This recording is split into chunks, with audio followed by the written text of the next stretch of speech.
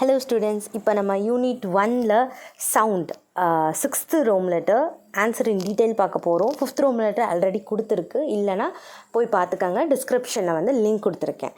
So இதோட answer இன் டீட்டெயிலோட first question பார்க்கலாம். Describe an experiment to show that sound can't travel through வெக்கம்.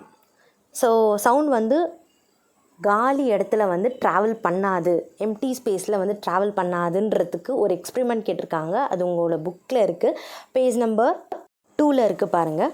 அதை வந்து நம்ம அழகாக ஸ்ப்ளிட் பண்ணி எழுதிக்க போகிறோம். ஃபஸ்ட்டு வந்து எய்ம்னு போட்டுக்காங்க, ஏன்னா எக்ஸ்பிரிமெண்ட்டை வந்து நம்ம எக்ஸ்பிளைன் பண்ண போகிறோம், அதனால் aim போட்டுக்காங்க. To prove that sound cannot travel through vacuum and it needs a medium for propagation அப்படின்றத எய்மாக போட்டுக்க போகிறோம். Next materials required. ஸோ இந்த எக்ஸ்பெரிமெண்ட்க்கு என்னென்ன மெட்டீரியல்ஸ் அப்படின்னா bell jar, mobile phone and vacuum pump. அதுதான் வந்து தேவையான விஷயங்கள். அதை மெட்டீரியல்ஸ் ரிக்வயர்டுன்னு போட்டுக்கோங்க. அதுக்கு கீழே வந்து ப்ரொசீஜர் போட்டுக்கோங்க. அதில் வந்து நம்ம என்ன செய்ய போகிறோம் எக்ஸ்பெரிமெண்ட்ன்றதை நம்ம கொடுத்துக்க போகிறோம். Take a bell jar and a mobile phone. ஸ்விட்ச் on the music in the mobile phone and place it in the jar. Now pump out the air from the bell jar using a vacuum pump. More and more air is removed from the jar, the sound from the mobile phone becomes feebler and finally very faint. Experiment என்ன அப்படின்னா, bell ஷேப்பில் இருக்க ஒரு jar எடுத்துக்க போகிறோம். அது உள்ளார வந்து ஒரு மொபைல் ஃபோன் வைக்க போகிறோம். அந்த மொபைல் ஃபோனில் ஏதாவது ஒரு மியூசிக், நமக்கு பிடிச்ச ஒரு மியூசிக் ஆன் பண்ணிக்கலாம்னு வச்சுக்கோங்களேன். அதை வந்து அந்த ஜாரில் அந்த மொபைல் ஃபோன் அப்படியே மியூசிக் ஆன் பண்ணிட்டு மூடி வச்சிடுறோம். மூடி வச்சுட்டு அப்புறம் லைட்டாக தான் அந்த சவுண்ட் கேட்கும், ரொம்ப சத்தமாக கேட்காது. இப்போது வேக்கம் பம்ப் வச்சு நம்ம என்ன பண்ணுறோன்னா, அந்த பெல் ஜாரில் இருக்க கொஞ்சம் இருக்கிற ஏரை கூட நம்ம வெளியே எடுத்துடுறோம், ரிமூவ் பண்ணிடுறோம். அப்படி பண்ணிட்டா அந்த கொஞ்சம் கேட்டுட்டு இருந்த மியூசிக் கூட சுத்தமாக கேட்காமல் போயிடும். பிகாஸ் சவுண்ட் வந்து ஒரு இடத்துல வெளிப்படணும் அப்படின்னா அதுக்கு ஒரு மீடியம் தேவை கண்டிப்பாக. அந்த மீடியம் வந்து ஏராக இருந்தது இந்த பெல் ஜாரில். அதை நம்ம ஃபுல்லாக எடுத்துடும் போது என்ன ஆச்சுன்னா அந்த சவுண்ட் சுத்தமாக கேட்கல. ஸோ இந்த எக்ஸ்பெரிமெண்ட் மூலமாக நம்ம வந்து சவுண்ட் வந்து வேக்கமில் வந்து ட்ராவல் பண்ணாது அப்படின்றத நம்ம ப்ரூவ் பண்ணியிருக்கோம். அதுக்கு கீழே இந்த டயக்ராம் போட்டுக்கோங்க. அண்ட் டயக்ராமுக்கு கீழே பார்த்தீங்கன்னா, this experiment proves that sound cannot travel in vacuum and it needs a medium like air அப்படின்னு ஃபினிஷ் ஆஃப் பண்ணிக்கோங்க. ஸோ இதுதான் ஃபர்ஸ்ட் கொஸ்டினோட answer. Second question, what are the properties of sound அப்படின்னு answer பார்த்தீங்கன்னா loudness, pitch, quality or timbre. So இதுதான் answer. இதை ஒன்றுத்தையும் நம்ம வந்து எக்ஸ்பிளைன் பண்ண போகிறோம். ஃபர்ஸ்ட் ஆஃப் ஆல் லவுட்னஸ் பாயிண்டாக எழுதிக்கலாம். நம்ம புக்கில் வந்து பேராகிராஃபாக கொடுத்துருப்பாங்க, நம்ம பாயிண்டாக எழுதிக்கலாம்.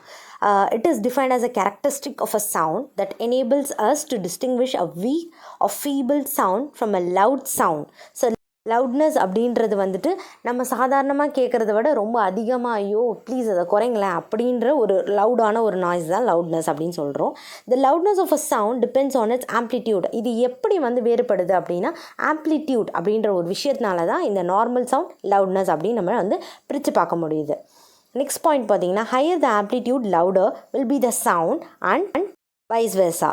அதாவது ஆம்ப்ளிடியூட் ஹையராக இருந்ததுன்னா சவுண்டும் ஹையராக இருக்கும், ஆம்ப்ளிடியூட் லோவாக இருந்தால் சவுண்டும் வந்து லோவாக இருக்கும் அப்படின்னு சொல்கிறாங்க. when a drum is softly beaten a weak sound is produced, however when it is beaten strongly a loud sound is produced. So சின்னதாக ஒரு தட்டை எடுத்துக்கலாமே, அதை வந்து நம்ம மெதுவாக தட்டும் போது கேட்கக்கூடிய சவுண்டாக தான் இருக்கும். நம்ம அதிகமாக ஃபோர்ஸ் கொடுத்து தட்டும் போது அதோட சவுண்ட் வந்து நமக்கு ஹராசிங்காக இருக்கும், பிடிக்கவே பிடிக்காத மாதிரி இருக்கும் இல்லைங்களா. ஸோ அதுதான் சொல்லியிருக்காங்க. Last point, the unit of loudness of a sound is decibel, dB அப்படின்னு வந்து நம்ம அதை மார்க் பண்ணிக்கலாம், இண்டிகேட் பண்ணலாம். ஸோ இதோட யூனிட் என்ன அப்படின்னு பார்த்தீங்கன்னா டெசிபிள். சவுண்டோட யூனிட் டெசிபிள், ஞாபகம் வச்சுக்கோங்க. Second one pitch. அதை எக்ஸ்பிளைன் பண்ணுறதுக்கு பாயிண்ட்ஸ் பார்க்கலாம். First point, the pitch is a characteristic of sound that enables us to distinguish between a flat sound and a shrill sound.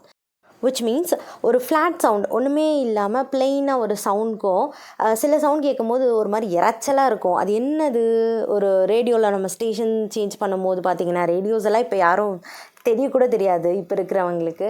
But still ஒரு இறைச்சலான ஒரு sound மாதிரி இருக்கும் இல்லைங்களா. அது வந்து பிட்ச்னால தான் அந்த மாதிரி ரெண்டு சவுண்ட் நம்மளால் வந்து டிஃப்ரென்ஷியேட் பண்ண முடியுதுன்னு சொல்கிறாங்க. Second point, higher the frequency of sound higher will be the pitch. அங்கே வந்து ஆம்ப்ளிடியூட் பார்த்தோம் இல்லைங்களா, லவுட்னஸில் ஆம்ப்ளிடியூட் அதிகமாக இருந்தால் லவுட்னஸ் அதிகமாக இருக்கும்னு பார்த்தோம். அந்த மாதிரி இங்கே வந்து ஃப்ரீக்வன்சி அதிகமாக இருந்தால் பிட்ச் வந்து அதிகமாக இருக்கும் அப்படின்னு சொல்கிறாங்க. ஸோ அதாவது அந்த ஷ்ரில்னஸ், அந்த இறைச்சலாக இருக்க அந்த சவுண்டு இருக்குது இல்லைங்களா, அது வந்து கூடுது ஃப்ரீக்வன்சி அதிகமானால் தான் அந்த இரைச்சல் வந்து அதிகமாகுது அப்படின்னு சொல்கிறாங்க. The sound produced by a whistle, a bell, a flute, a violin or high pitch sounds. So இதெல்லாம் வந்து ஹை பிச் சவுண்ட்ஸ்க்கான எக்ஸாம்பிள்ஸ் கொடுத்துருக்காங்க. ஃபைனல் பாயிண்ட் என்ன அப்படின்னா குவாலிட்டி ஆர் டிம்ப்ரே. அது என்னன்னு பார்த்துடலாம். The quality or timbre is a characteristic of sound that enables us to distinguish between two sounds that have the same pitch and amplitude. லவுட்னஸில் இருக்க ஆம்ப்ளிடியூடையும் and பிட்ச்சில் இருக்க அந்த ஷில்னஸ் இதை ரெண்டுத்தையும் எது வேறுபடுத்தி காட்டுதுன்னா இந்த டிம்ப்ரே ஆர் குவாலிட்டி, அதுதான் அந்த விஷயம்தான் வந்து பிரித்து காட்டுது அப்படின்னு சொல்கிறாங்க. ஃபார் எக்ஸாம்பிள் இதுக்கு in an orchestra the sounds produced by some musical instruments may have the same pitch and loudness. பிட்சும் லவுட்னஸும் ஒரே அளவில் இருக்கக்கூடிய மியூசிக்கல் இன்ஸ்ட்ருமெண்ட்ஸை நம்ம ஆர்கெஸ்ட்ராவில் பார்க்கலாம் அப்படின்னு எக்ஸாம்பிள் நமக்கு கொடுத்துருக்காங்க. ஸோ இதுதான் ஃபஸ்ட்டு 2 questions ஆன்சரிங் டீட்டெயிலில் பார்த்துருக்கோம். நல்லா புரிஞ்சிருக்கோன்னு நம்புகிறேன். கண்டிப்பாக அடுத்த 2 questions வந்து அடுத்த வீடியோவில் பார்க்கலாம். தேங்க்ஸ் ஃபார் வாட்சிங்.